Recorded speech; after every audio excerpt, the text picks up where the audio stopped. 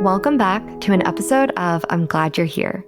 Today's guest is Sophie Kihm, a Chicago-based perinatal therapist and a baby name expert and editor-in-chief at Nameberry.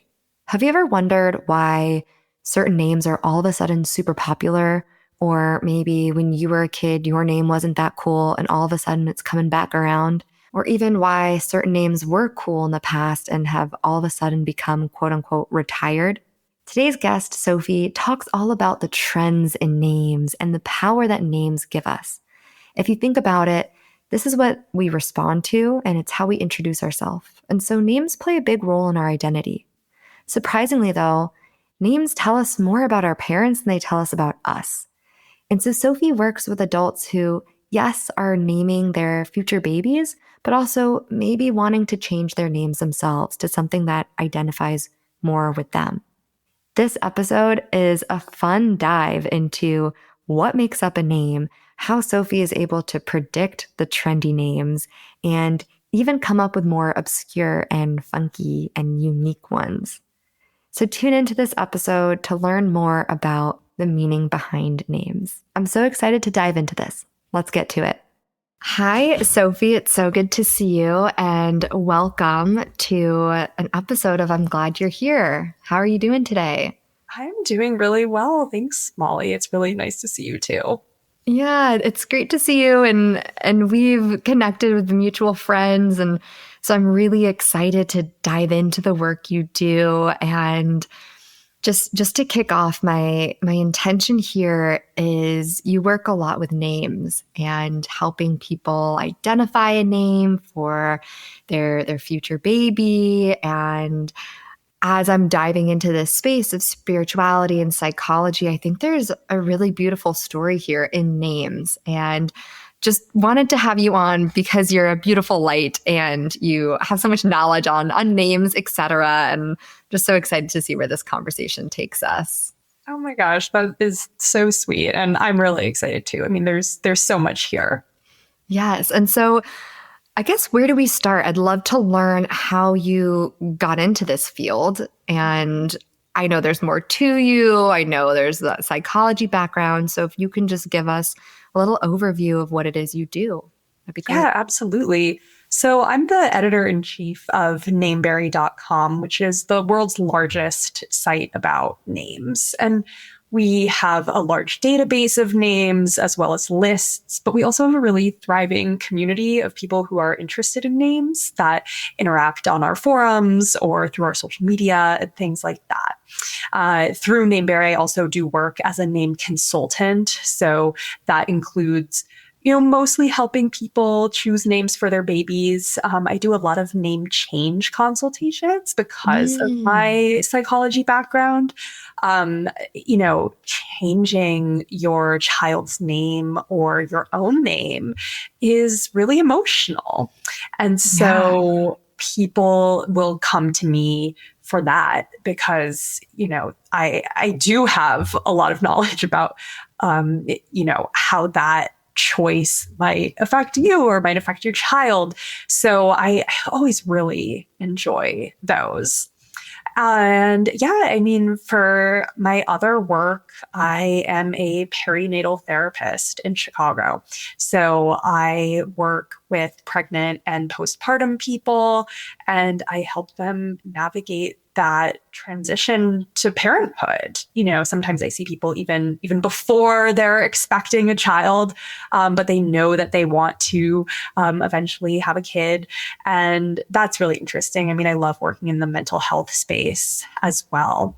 So yeah, that's a little bit of background about what I do. Amazing. And okay, I want to dive right into this name changing first. That just feels like a really deep conversation. What does that look like? Someone connects with you and says, I want to change my name, and these are some I'm thinking of, or...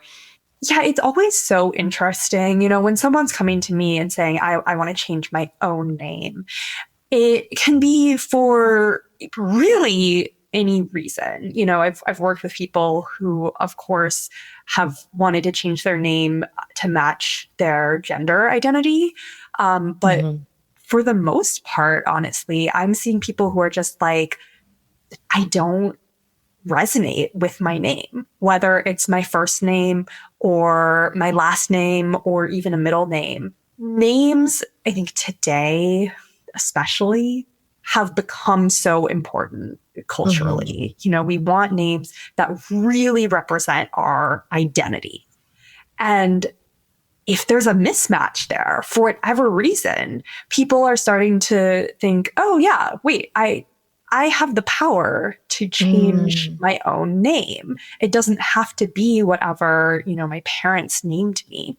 So it's really fascinating. I've worked with a number of women who have gotten divorced and have changed their surnames.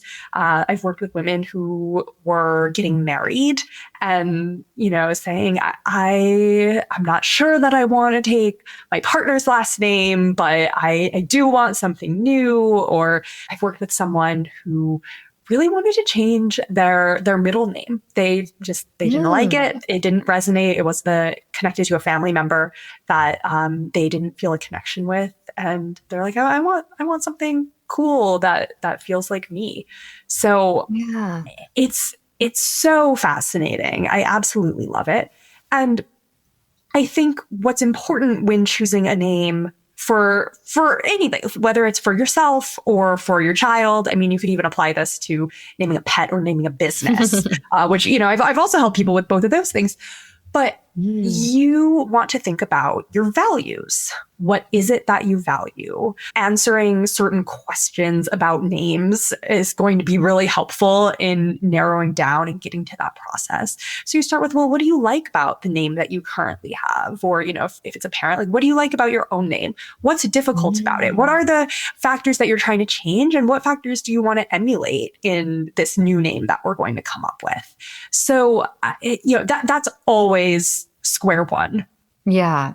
That's foundational work. Like, where are we at currently? Before we dive into all the ideas and the innovating, let's start with what we do have, what we like in that, what we want to evolve. Right, exactly. So that's always where you want to start. And then you go deeper with people, and those questions lead to more questions. And you hear from the parents or the person who's changing their own name more about what they want or what they like, what they're interested in, right? Who they are as a person. If you can get a sense of someone's identity and the things that matter to them, that is going to lead you to the right name. I love that. And so, just a silly question now, but when you go out in the world and you meet someone named Diana and you see how they act, does that cross your mind? Like, oh yeah, they really represent that name and that kind of definition, that embodiment of it. Like, do you kind of see that in people? It's so interesting. So what I always tell people is your name tells me a lot more about your parents than it does about. Yeah, interesting. Because for the most part, you know, besides those of us who have changed our own names, our parents are naming us. Right. And so you get a sense of what someone's parents valued. And I think that's fascinating. I mean, yeah, there are times, and I think it's mostly when you meet someone with a really unique name. I met a woman named Eilish the other day for the first time ever. Oh, is it spelled like Billie Eilish? It is, yeah, like the Irish name. And she just looked, you know, exactly like what I thought an Eilish might look like. She was, you know, pale and lanky and working in the anthropology dressing room. So, you know, I'm like, okay, that the quirk is there. Yeah. So it's, I think when you come across someone with a unique name, sometimes you're like, yeah, that definitely fits you. You embody what I think of that name. But for more common names, I think the beauty of them and the reason why a lot of parents do choose them is because your kid has maybe more space to grow into that type of name and become whoever they want to be, versus if you give a child a name that's really unique or very evocative, has a strong image behind it. I think, you know, a common name people bring up in this type of conversation is Maverick for a boy. Very popular right now for babies, which I think a lot of people are surprised by.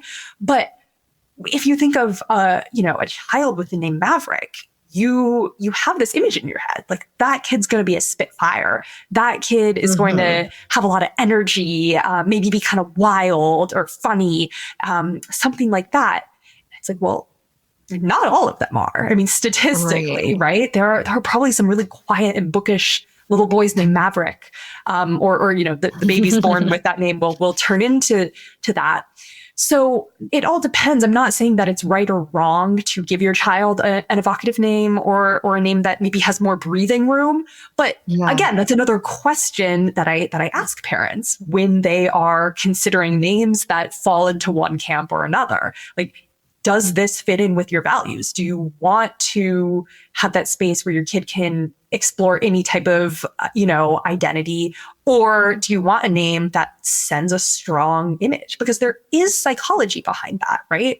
These really evocative names, they have been shown that, we as people in, that child's life have certain expectations based on their names. I think for the most part, that is not true.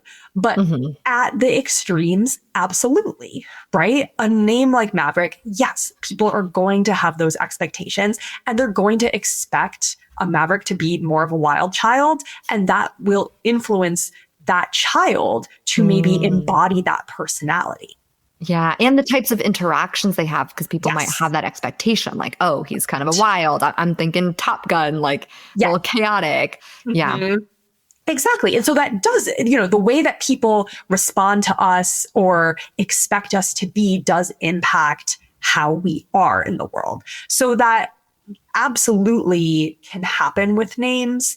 But again, I think that's the exception rather than the rule. A name has to be very strongly tied to a certain personality type or, a trait for us to have that expectation and for that to then, thusly influence a child.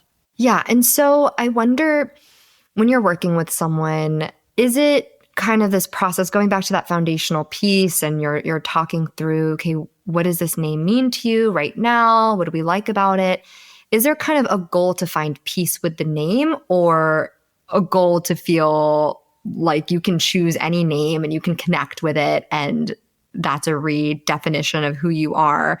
The second piece to that question is, at least what I'm thinking of, like legally changing your name, all that, like the emotional toll possibly on really going through that process. So I'm curious, that balance between like feeling good in the name that you have and embracing it versus this doesn't fit me anymore, I want change.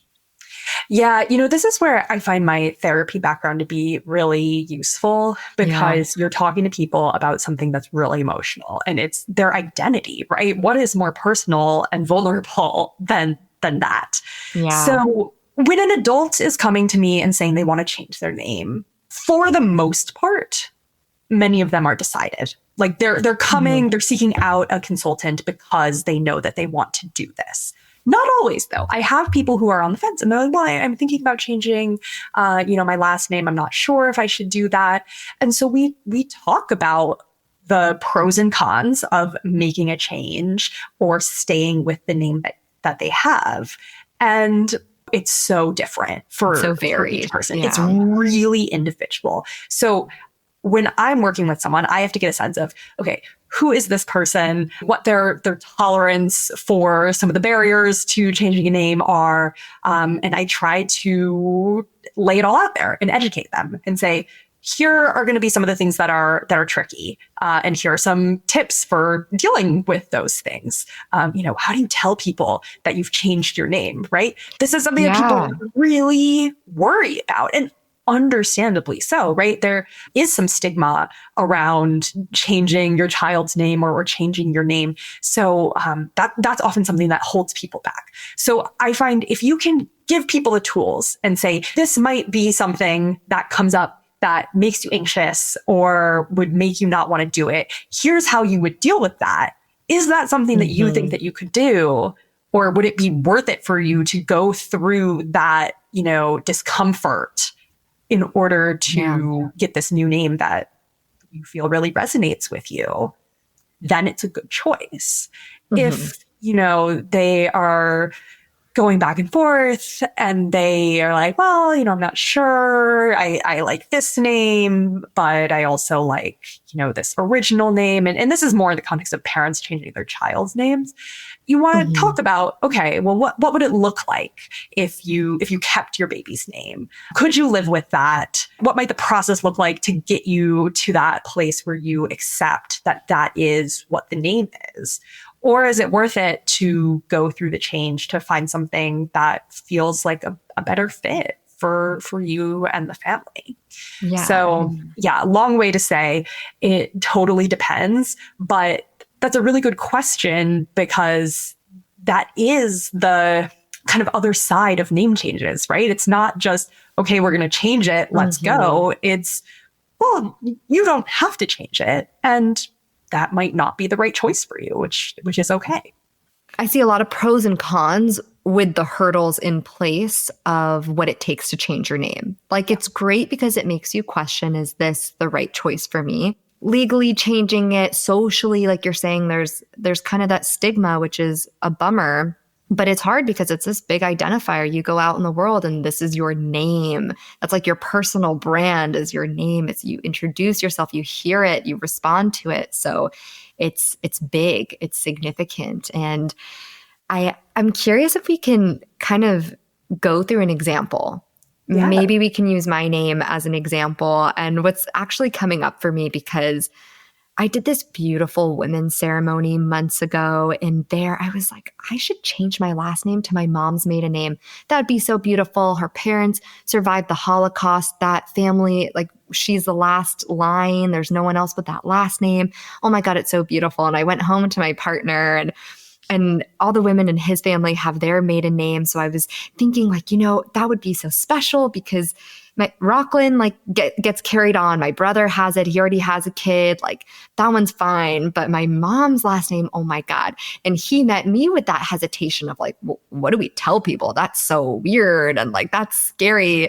And I felt that wave of like, maybe you're right. And maybe that is kind of hard to change. And my tax ID and this, and it like really worked me down from this like super beautiful, spontaneous idea. And so I really get what you're saying. Like, there's a lot of beauty and there's unfortunately a lot of pain with it, because it's a name, especially a last name, is generational. It's been passed down. It's been carried. And so there are expectations in modern society when you're a female and you take your partner's last name or don't take it, and what that means. And then if you swap that around, like I was considering, like, ooh, let me just insert my mom's maiden name and just break the whole system. There's so many ways I can go with that, but I really resonate with what you're saying with that societal pressure, partner consideration, that it's not just like, yep, swap, done, and here we are with a new identity. There's a lot of factors. I think especially as a woman, right, there are so many choices and people will judge you no matter what you do. And there are reasons for choosing all of the options, right? Things just, they get really complicated. I remember when my mom got married for the first time, she took my dad's last name. So she has my last name. They got divorced. She's remarried now and she kept my dad's last name. I was like, oh, like, what are you going to do? Are you going to go back to your maiden name, which was Wiener? And she hated it because, when you grow up with the last name Wiener, people make jokes. And I'm like, no, like, you should reclaim it, like, take your maiden name back, do it. And she was like, absolutely not. And so she kept, our last name that we have as a family. It's so interesting, all of the different choices that you can make. My sister is going to be getting married soon and she's going to take her husband's last name. Whereas, I've made up my mind. I'm like, I'm never going to take my husband's last name. I like being Sophie Kihm, and I've built a career with my name as well, right? That is, that has an impact. Also it's difficult to change a name. And so if you have a byline like I do, I'm like, oh, that would add an extra layer of confusion. But, my sister doesn't. She's like, yeah, I want to, define the family unit. Totally fair. But there are people on both sides who will judge you and who will say, if you, are a feminist, you keep your last name.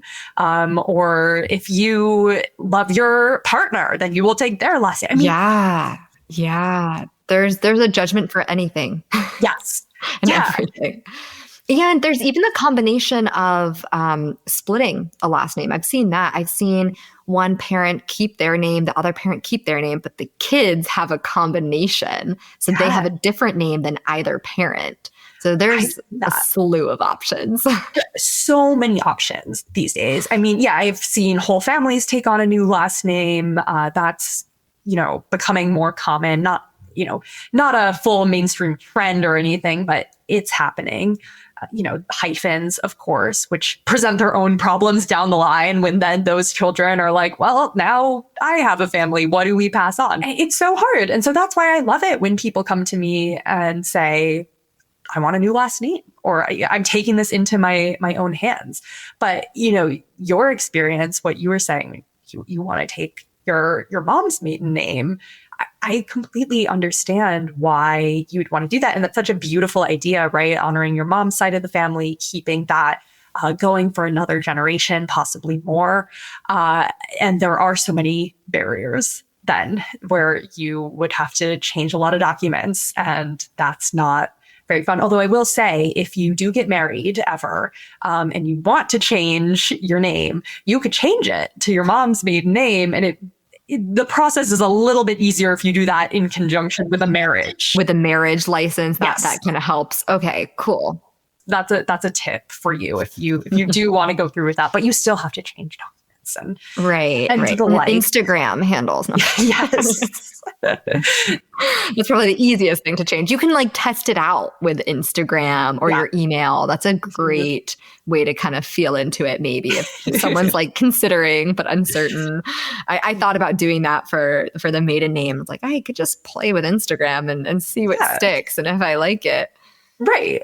And that's the other thing too. It's so hard because I think a lot of people want to make a formal decision before testing it out in the world because they don't want to say, oh no, actually I'm not going with that name.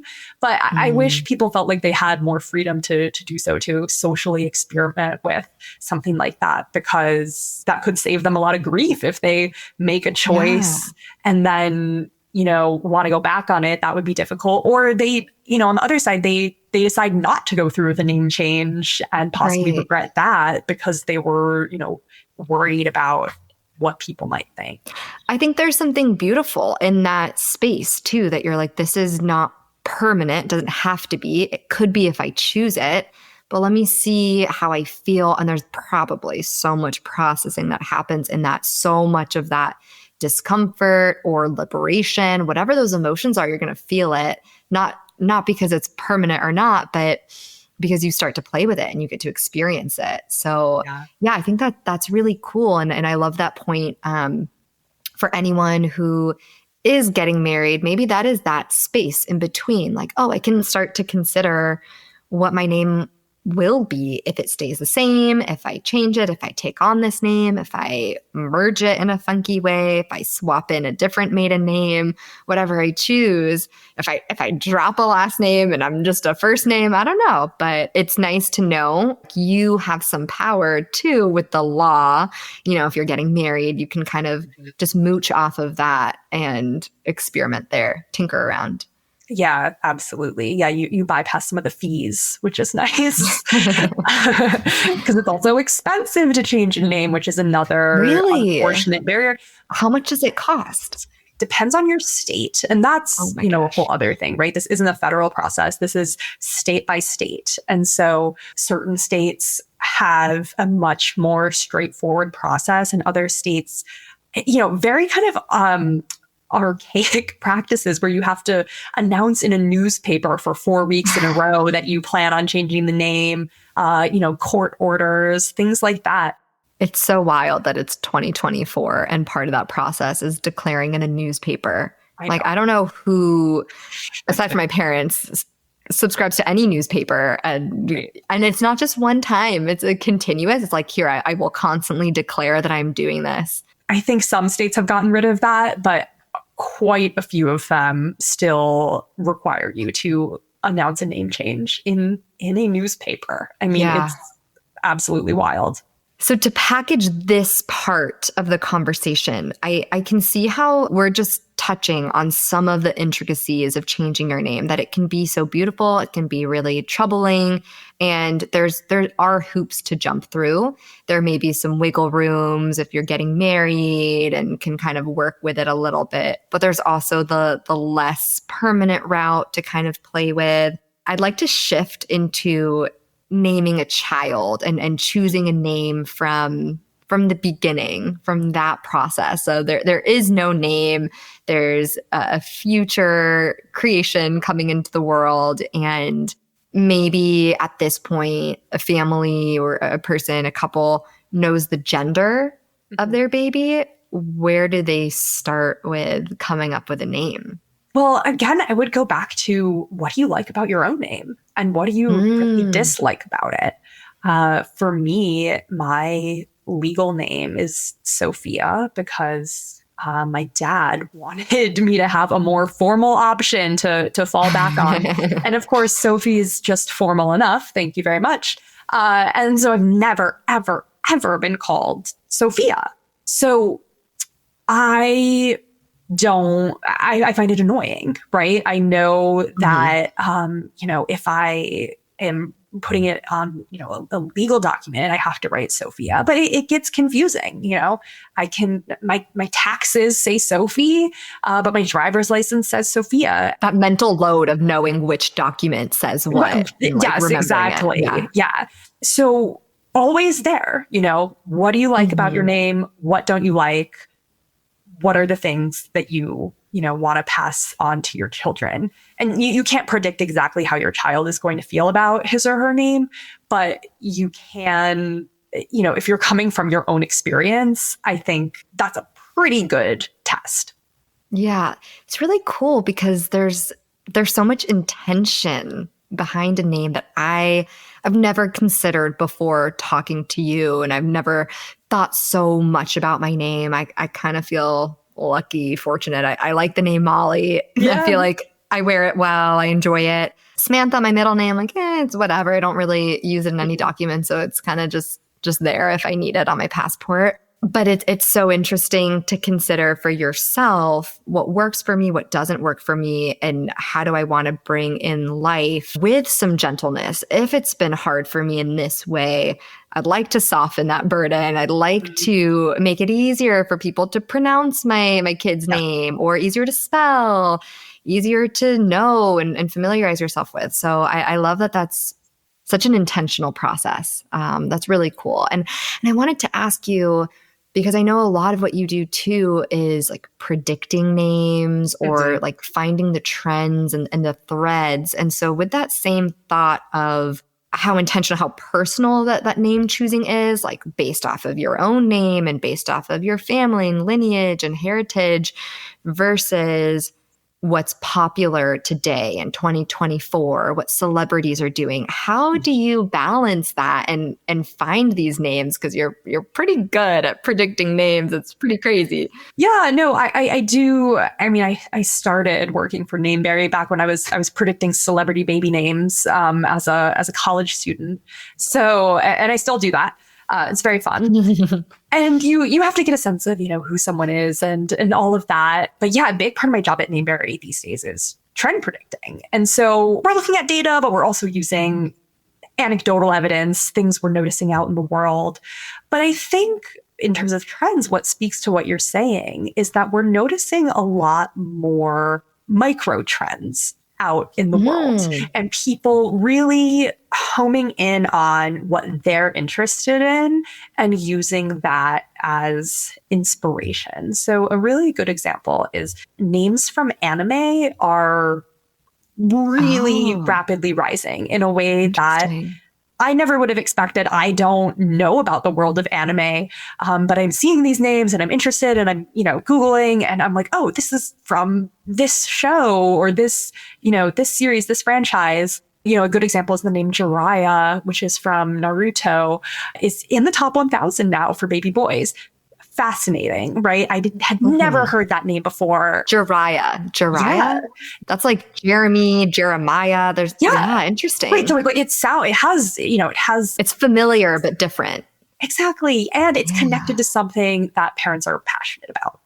So that's part of it. I mean, I think, the other thing, going back to values, people are giving their kids names that maybe fit a certain vibe or project something into the world. And so you have parents giving their children maybe cutesy nickname names. My niece is Romy. Yeah, Romy. And she was born in 2021. End of 2021. Love the name Romy. So cute. Way ahead of the trends on that. Now people are starting to catch on to Romy. And I'm like, finally. I've only loved that name for, I don't know, since I was 15 years old. People, Romy's a really good example, because the reason why people like the name Romy is because, in part, it sounds great, right? Love it. And similar names like Roman are popular. But Romy is a name that is found in multiple cultures and is pretty easy to pronounce across a wide range of languages. So we are seeing a lot more names like that. At Nameberry, we've labeled those traveling light names because they can go around the globe and back, and you're going to be understood in many different languages. I think Sophie is a travel light name. It is. Yeah. It's very popular, in many places in Europe. But Romy, I would say, is even transcends even Sophie, because you find names with similar elements in many, many, many languages. So, and that's a popular reason that people are choosing names these days. Yeah, I want my kid to travel, or, we are a family where there are multiple languages spoken, or where, we come from different cultural backgrounds. We need a name that's going to work. And so they might land on a name like Romy, and that's a shorter name. So much sense, because they have 3 languages. There's Hebrew, English, and Filipino. And so Romy is a perfect choice for all 3 of those languages. And if you take those 3 languages and you're like, well, what names work in that Venn diagram? Right. It's not a huge list, but Romy's in there, and it's a fashionable one. So it's a beautiful choice. But it's interesting too how it comes in waves, though, no? Because I'm born in 1996. My name is Molly. I'm named after my great-grandmother. She spelled it with an I-E at the end. Mine is a Y, which I think is cool, so I like it. But there weren't a lot of Mollys growing up. There was Molly the American Girl doll. Yes. And then there's been a wave, or now as an adult, I feel like I meet more Mollys, or Molly's cool again. What is the deal with these cycles and these trends? Because even Romy, I know there's a movie from the Romy and Michelle, something like that. Right. Yeah, there is. Late 90s, and then nothing happens for 20 something years, and boom, everyone's Romy now. Yeah, well, sometimes what happens with pop culture, it's interesting. A name won't be quite ready. And so in order for a name to take off that's from pop culture, it has to, hit the right note, and it has to follow a specific formula, which is it has to be a pretty big or just the right pop culture reference. And then the name has to fit in with some current trends. So Romy back in the 90s was not ready. We weren't seeing a lot of those Rome names, whereas these days there are a lot of them. So that's why Romy didn't take off then. Some people would make the argument, the people that grew up watching that movie are now parents and they remember the name. Yeah, maybe that's part of it. It's more so this is just the right time for Romy. But when it comes to vintage names, we have what is called the 100-year rule, which basically states that every 100 years, a vintage name is going to come back into style. So really what that means is that we're looking to our great-grandparents' generation when we're thinking about what we're naming our children. And that's because, kind of morbid, but those people are not around anymore, right? They've died. And so we are not hearing their names as much. Versus the names of our, sometimes our grandparents, but especially our parents sound hopelessly dated, right? Interesting. Totally. Yeah. Like there's a million Debbies Yes. that are aunts right? and moms and sister-in-laws right now. Yes. Yes. Great aunts. Yeah. No, Debbie is not a popular name for babies. Deborah is falling rapidly. So we don't want to give our kids those names because they're like, oh, that's a grandma name these days. Mm-hmm. Also love you, all the Debbies and Deborahs listening. We love you. We love Debbie's. But and you'll come back in 100 years. Yeah, exactly. So once the Debbies and the Deborahs are gone, unfortunately, that's when the name is going to start to sound fresh again. And that's when people are going to pick it up and be like, oh, you know what? Deborah sounds like a beautiful name for a baby. So the fact that you were named after your great grandmother, not surprising because, especially in Ashkenazi Jewish culture, right? We name after the deceased, and she's not around anymore. She was named back when her name was more common. And so it just kind of follows that popularity wave. Interesting. So that means like Bess and Bertha and Gertrude and Rose, like they're coming back kind of soon. Well, not all of them, right? So there are exceptions to the rule. Rose, absolutely. Bertha and Gertrude, right? These strong Germanic names are just, they're not chic. People are not liking them. And some names do, unfortunately, or maybe for better or worse, I should say, do basically die out and become extinct. Yeah, they retire. Yeah. Yes, that's a good word. People are not naming their kids Bertha. Gertrude, I would love to meet a little Gertrude. I think it's cute. I really love Trudy. I think Trudy, is so sweet. But see, if it was me, I would just name my daughter Trudy, not Gertrude. Right. But Bess, again, hoping for a Bess comeback. It is rare. I mean, I think maybe less than 20 baby girls were named Bess last year. Yeah. What about a Morton? And like Morton, like, because that's not Germanic, but it feels intense. It is intense. I'm gonna check right now for you because I believe Morton was actually, oh no, fewer than 5 baby boys last year. Yeah, that is gone. Fewer than 5 baby boys. Wow. Yeah. So I think, if you're someone who says, I want a name that feels cool, and not cool in the sense like, oh, that's an awesome name, but cool in the sense of like temperature wise, like something that's kind of icy, something cool and still traditional, rooted in history and very vintage, and no one else is going to have the name, then that's a good choice, right? It's still very familiar. No one's going to, be like, what type of name is Morton? But that takes the right parent. You have to be willing to choose a name that a lot of people are going to be like, oh, why on earth would you bring that back? Even though I don't think there's anything wrong with Morton. That's kind of a cool name. So going back to the names coming back, you mentioned the Germanic names kind of losing that coolness factor. Are there what are the other trends with names that come back that do stick? It's just it just fits the right time period. It's the travel light that we're looking for. Like it just depends where we are societally. Absolutely. Yes. It depends on where we are and what we like, right? So if we think about, what's big right now in terms of, vintage names for girls, right? We have Olivia and Emma and Charlotte at the top of the list.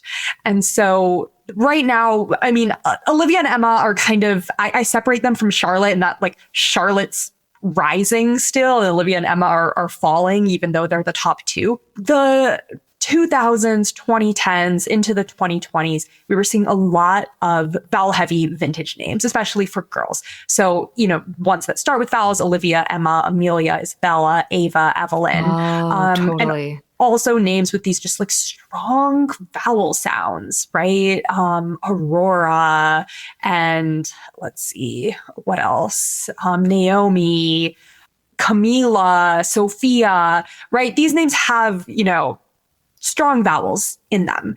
And, another thing, liquid consonants for girl names have been really big. We're starting to see a little bit of a decline. So those are consonants where they're very smooth. So like a lot of L's. So Luna, even though, that's technically classic, but feels more modern. But like Eleanor, right? And ones that they kind of just glide off of your tongue. Yeah, very smooth. Yes, exactly. Whereas, one that's maybe coming up more is we're liking the sharpness of the letter V. So Violet, Nova, even though that's a very new name. What about like a Veronica? That, you know what, that one's dated. People are not. Yeah, even saying it sounded older. Yeah, no. So we can kind of tell a little bit, right? We're like all on the same page in a weird way of what's going to come back and not. You do that extra layer of, okay, it's been about 100 years since that name has been used and it fits where we're shifting. So I'm going to put it in that, I'm going to slot it in the top names predictor. Right. Yeah. No, there's definitely, what you're speaking to, like a baby name hive mind, where people will say, oh my gosh, I love the name Hazel. I haven't heard of anyone with this name. I'm going to give that to my daughter. And then they're shocked when Hazel's number 27 in the US right now. But because, what tends to happen is you're having your first kid. Most people only have one or two kids, right? And then you might not know a lot of babies. You're not in that world yet. And so you're not hearing the names that are being used for babies right now. But you're like, oh, Hazel, I haven't heard that, since my great grandma was named Hazel. That seems so fresh. And then you just don't realize how popular a name actually is, because you're not the only one thinking that. A lot of other people are, having that same experience with Hazel of, oh, I haven't heard that name in a long time, but it's really pretty. And what if I gave it to my daughter? And then your kid goes to daycare or kindergarten, or even you're in the hospital after giving birth, and your labor and delivery nurse is like, yeah, wait, we had 3 other Hazels this week. All of a sudden you're Hazel Y with a period. And that's the sticker on your lunchbox. Yep. Hazel L, Hazel Y. Yep. Well, yes and no. So yes, in the case that, people often choose popular baby names without realizing it. But no, because overall names are becoming a lot less popular, or I should say they're becoming more unique. So the percentage of children who are given the top names has gone down exponentially. So I see a lot of parents who are like, oh my gosh, my name's Jessica. I was born in the 80s. I don't want my child to be subjected to the same fate and have to, use their last initial. Statistically, that is true. But where I always make a caveat is that social circles, names can widely vary. And so you may be in a social circle. Like, let's take this, right? If I'm talking to Jewish parents and they are in a very, a social circle with a lot of other Jewish families, I'm going to say, all right, well, from what we know about Jewish parents, and let's maybe say Jewish parents who are at least somewhat religious and want to give their child a name, either that's consistent with, the Ashkenazi tradition of naming after the deceased, or using a name that feels sort of Jewish. Certain names are going to be more popular, right? And so even a name like Romy, we could say, it's not in the top 1,000. But if you're with a bunch of cool Jewish parents, they're thinking about Romy because that's a cool Jewish girl name. But I would say, okay, maybe think about Isla, the Isla with the A spelling, right? That's going to be probably pretty common if you're in JCC preschool. So giving parents that extra, that extra information, I can't always tell for everyone, right? Because you might live out in Joshua Tree, California, and the kids there have, everyone's named River or, Wyatt, or just these kind of cool nature names, kind of cowboy names, totally makes sense. So, a parent could just look at the data and say something like, oh, well, the name Ocean ranks 604 for boys. I think I'm safe here. I'm Like, so surprised. right. Yeah. Like, I'm not, if I name my son Ocean, well, he won't meet any others. Sure. Yes. If we're taking like the US, all the babies born in a single year, probably not. But if you live in a place where they really like nature names, where people tend to be ahead of the curve, you might be surprised that there's another Ocean in your child's class.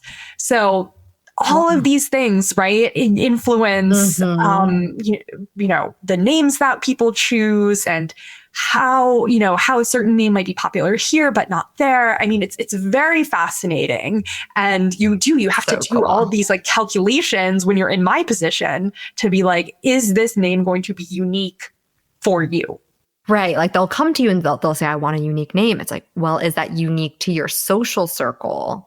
And that's what's going to make it unique, right? If everyone has that name, it's not unique anymore just because you chose Wyatt and there's 10 Wyatts. Yeah. That's so fascinating. I'm curious if we can use as like a last example, I have kind of two questions and maybe we can use a celebrity name as an example. Because the two questions, one were with a prediction that you've had and kind of how you got to it.